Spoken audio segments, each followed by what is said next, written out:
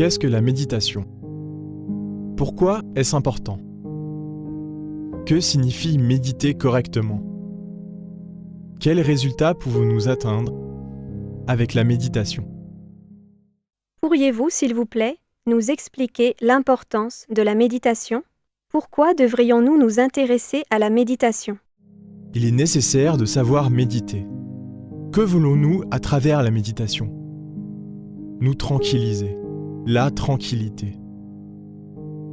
Ce que nous disons peut paraître très superflu, et vous pourriez prétendre que nous pouvons nous tranquilliser avec une bouteille de vin, n'est-ce pas? Vous pourriez aussi objecter que nous pouvons nous tranquilliser en écoutant une symphonie de Beethoven. Mais, en réalité, atteindre vraiment la tranquillité, c'est plus difficile que ce que vous pouvez imaginer.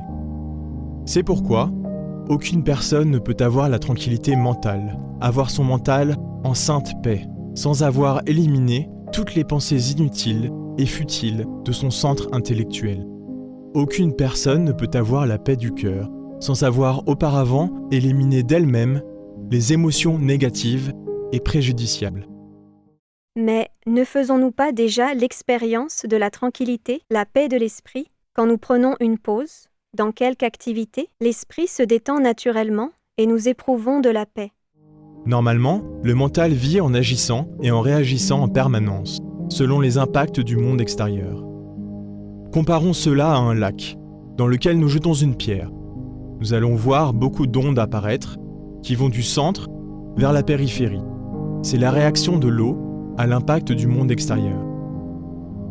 Quelque chose de semblable arrive avec le mental et les sentiments quand quelqu'un nous blesse avec des paroles dures. Cet impact de la parole dure arrive au centre de l'intellect, ou centre pensant, et, de là, nous réagissons de façon violente. Si quelqu'un offense notre amour-propre, nous nous sentons blessés, et probablement nous réagissons de façon brutale. Dans toutes les circonstances de la vie, le mental et les sentiments prennent une part active, et ils réagissent sans cesse. Il serait intéressant, mes chers étudiants, de ne donner aucune opportunité aux sentiments ni au mental. Il est urgent d'avoir un mental passif. Ainsi seulement, nous pouvons expérimenter la paix véritable.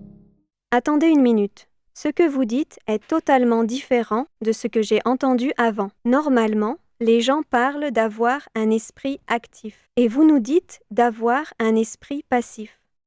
Il est urgent d'avoir un mental passif. Le mental passif va à l'encontre de tous ceux qui disent que le pouvoir est dans le mental.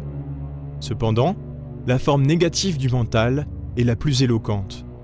Ne pas penser est la forme la plus élevée de la pensée. Quand le processus de la pensée est épuisé, alors advient le nouveau. Il est nécessaire de bien comprendre cela.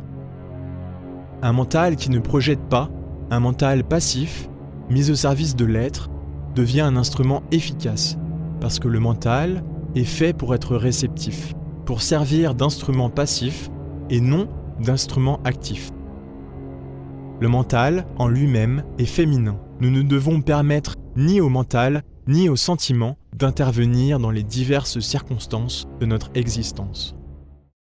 Intéressant. Et que pouvez-vous nous dire des sentiments? D'où proviennent-ils?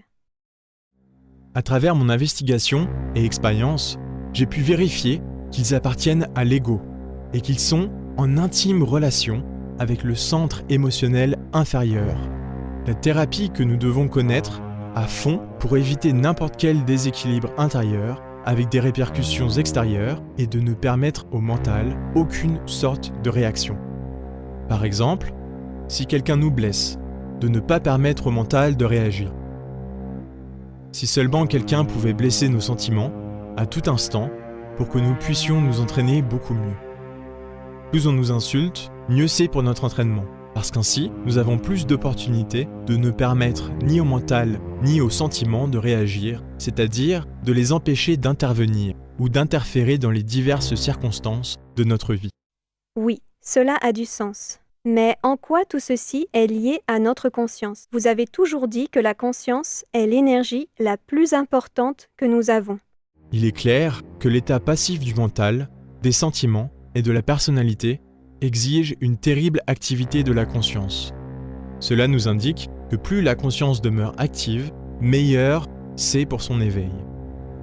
La conscience s'éveillera inévitablement si elle est en activité permanente. En ces instants, il me vient à la mémoire le Bouddha Gautami Sakyamuni.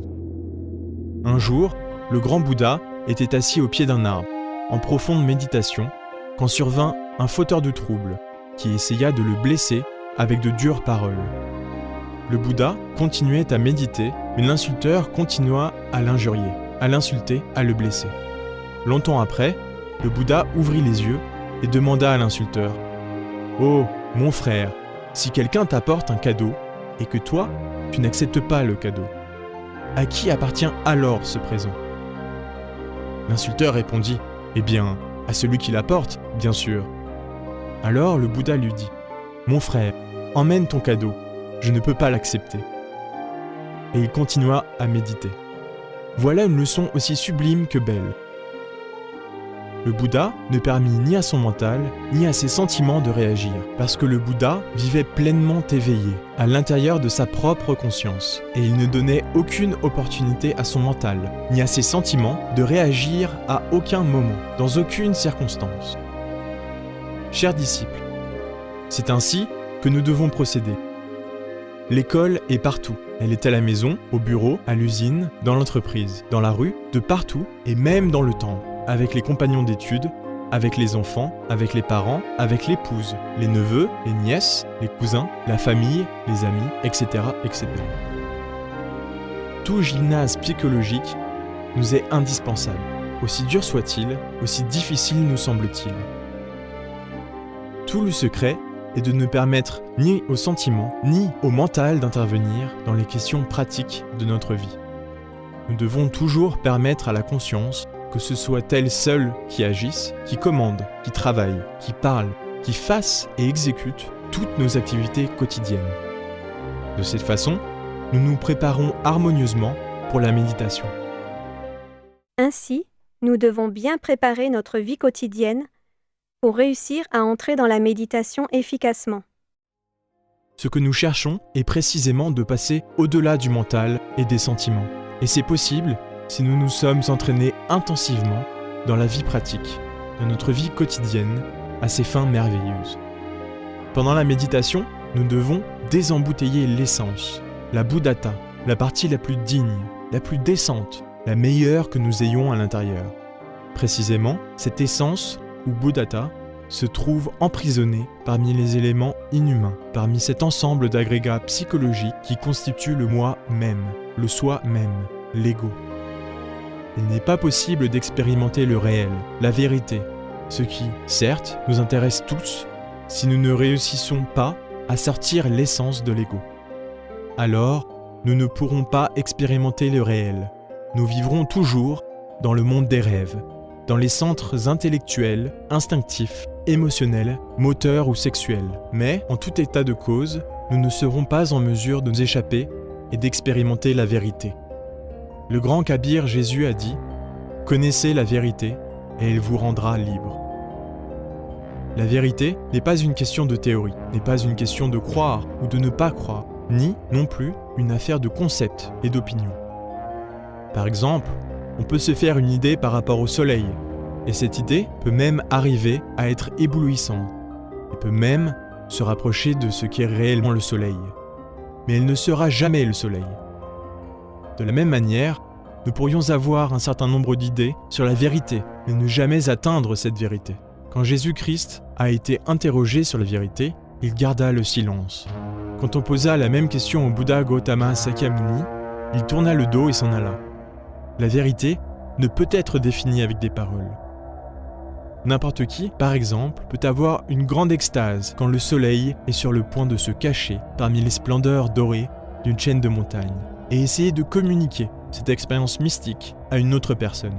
Mais il est très probable que cette autre personne ne ressente pas la même chose. De la même manière, la vérité est incommunicable. Elle est réelle seulement pour celui qui l'expérimente par lui-même. Quand nous faisons l'expérience de la vérité, en l'absence de l'ego, nous pouvons sentir un élément qui nous transforme radicalement. Un élément de très haut voltage. Mais il est nécessaire de faire travailler la conscience à la place du mental et des sentiments. La conscience doit faire le travail à l'intérieur de nous. Elle doit rester incorporée, intégrée en nous. Nous devons avoir un mental passif, des sentiments passifs, une personnalité passive, mais une conscience totalement active. Il est urgent, essentiel, de comprendre cela afin de devenir un expert dans la méditation. Ainsi, une fois que nous commençons à bien nous préparer, alors quelles sont les prochaines étapes pour entrer dans la méditation?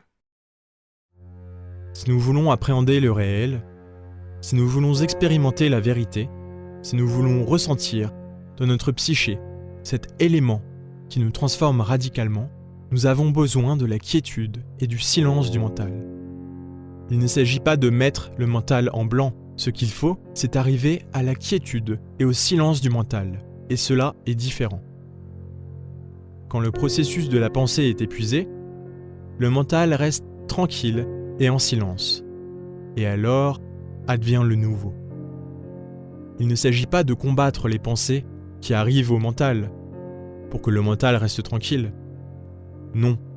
Ce qu'il faut, c'est contempler ces pensées, les comprendre pour regarder ses désirs intelligemment.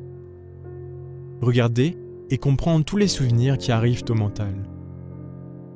Quand on comprend tout ce qui arrive à notre mental, nous ne devrions dire aucun mot. Supposons qu'arrive, au mental, le souvenir d'une scène de colère à la maison. Que ferons-nous? Nous devons essayer de la comprendre. Et, après l'avoir comprise, que devons-nous faire? Nous devons l'oublier. Si ensuite surgit un autre souvenir, une conversation avec notre père, ou avec notre mère, ou avec le voisin, que faire? Le rejeter? Absurde. Alors quoi? Méditer et comprendre. Une fois compris, oubliez-le. Si surgit le souvenir d'une partie de football, que faire?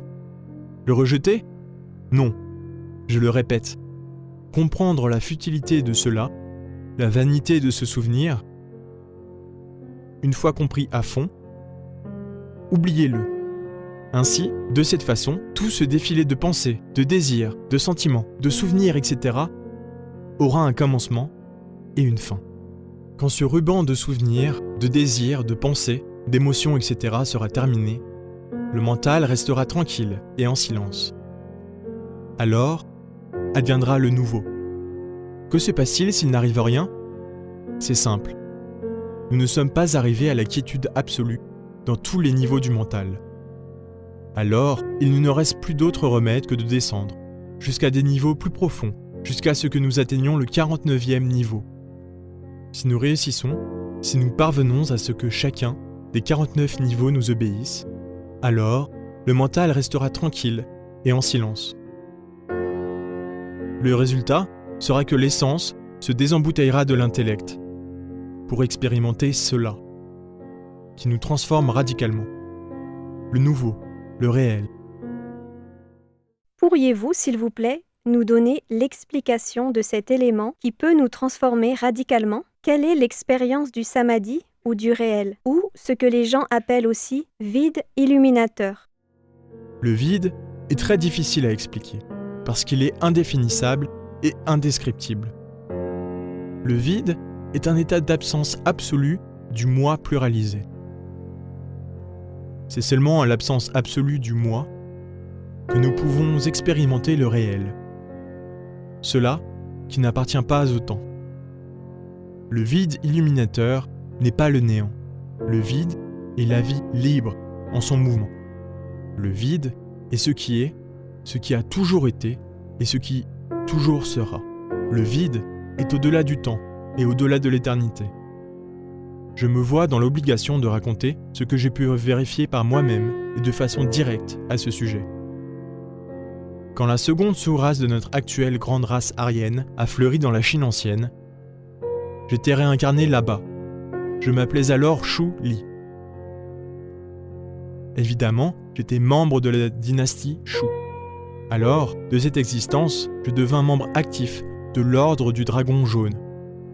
Et il est évident que j'ai pu apprendre parfaitement la science de la méditation dans cet ordre. À ce jour, il me vient encore en mémoire cet instrument merveilleux qui avait 49 notes. Indubitablement, il y a 7 notes dans l'échelle musicale. Mais si nous multiplions 7 par 7, nous obtenons 49 notes, réparties en 7 octaves. Les frères se réunissaient ensemble dans la salle de méditation. Nous nous asseyons à la manière orientale avec les jambes croisées. Nous placions les paumes des mains de la façon suivante. La droite sur la gauche. Nous nous asseyions en cercle au centre de la salle.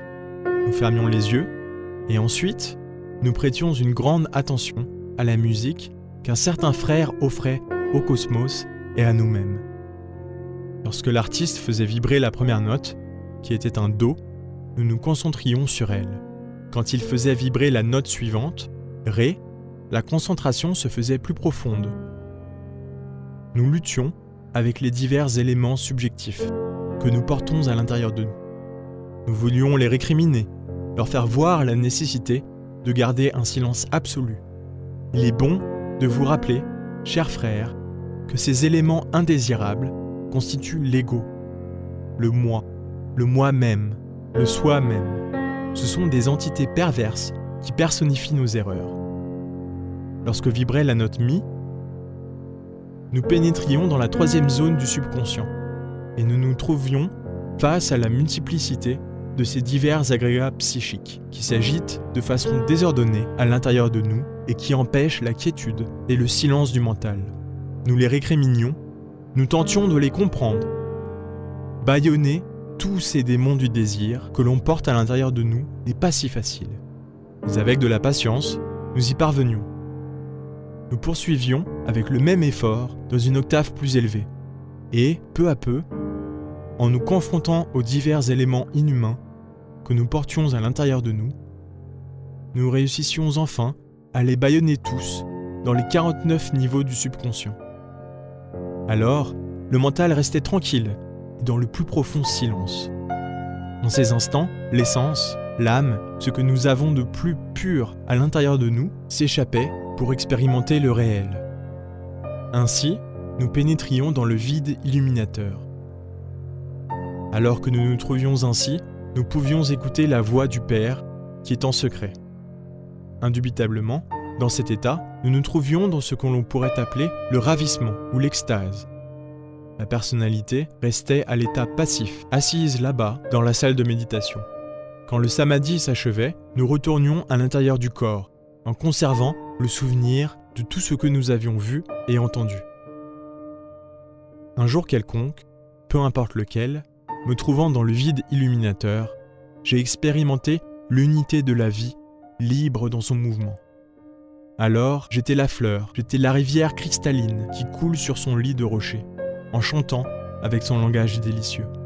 J'étais tout ce qui est, qui a été et qui sera. Je ressentis que je m'annihilais, que je cessais d'exister comme individu. Je fus rempli d'une indicible terreur et je revins à ma forme dense. Il est nécessaire d'éliminer le moi de la peur.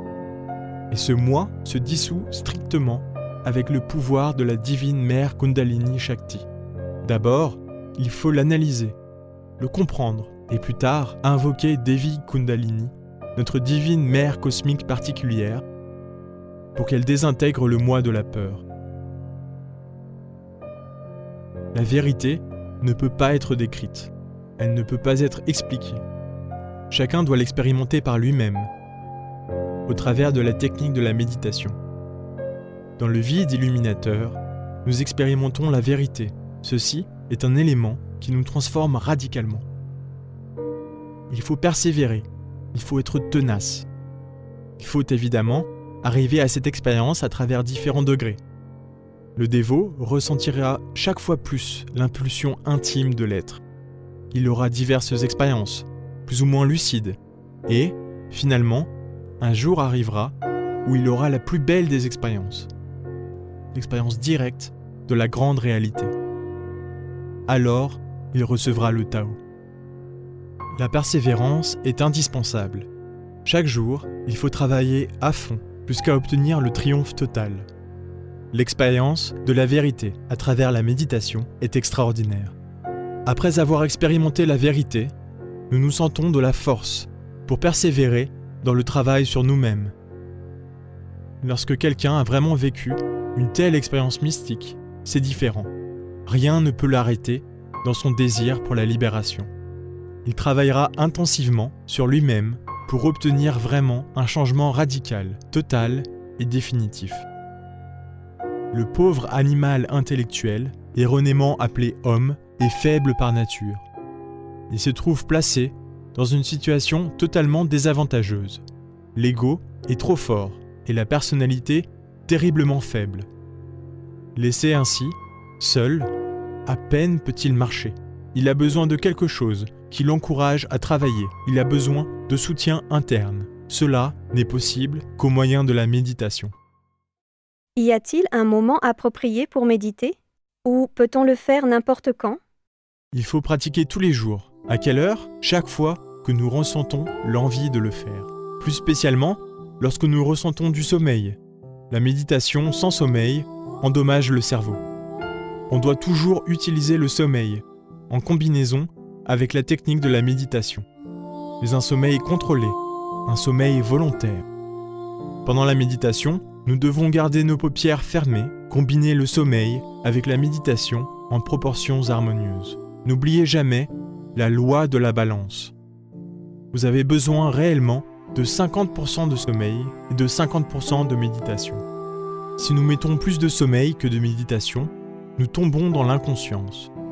Si nous mettons plus de méditation que de sommeil, nous endommageons le mental et le cerveau. Cependant, si nous savons combiner harmonieusement le sommeil et la méditation, nous obtiendrons ce qui s'appelle le samadhi, l'extase. Combien de temps doit-on méditer? Je ne donnerai pas de réponse, car si quelqu'un entre en méditation et est dépendant du temps, il ne peut pas expérimenter le vide illuminateur, car celui-ci n'appartient pas au temps. Ce serait comme un oiseau qui essaierait de voler, mais qui serait attaché par une patte à une pierre ou à un bâton. Il ne pourrait pas voler, car il y aurait une entrave. Pour expérimenter le vide illuminateur, nous devons nous libérer de toute entrave. La méditation doit donc être intense, profonde, prolongée. Le chemin de la méditation profonde implique beaucoup de patience. Les impatients ne triomphent jamais. Le moi de l'impatience doit être éliminé après avoir été compris. Que cela soit compris avec clarté. Les étudiants gnostiques doivent pratiquer intensément durant toute leur vie et s'ils agissent de cette manière, ils vivront une vie profonde et atteindront l'autoréalisation. Pour finir, y a-t-il une position spécifique appropriée que nous devons pratiquer pour la méditation?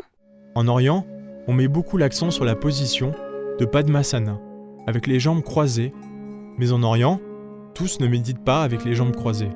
Pour une méditation correcte, nous pouvons nous asseoir dans un fauteuil confortable, avec les bras et les jambes bien relaxés, avec tout le corps bien relaxé, de façon à ce qu'aucun muscle ne soit tendu. Peut-être que certains préféreront la position de l'étoile flamigère, l'étoile à 5 pointes, couchée sur le sol ou sur le lit, avec le visage tourné vers le haut, avec la tête vers le nord.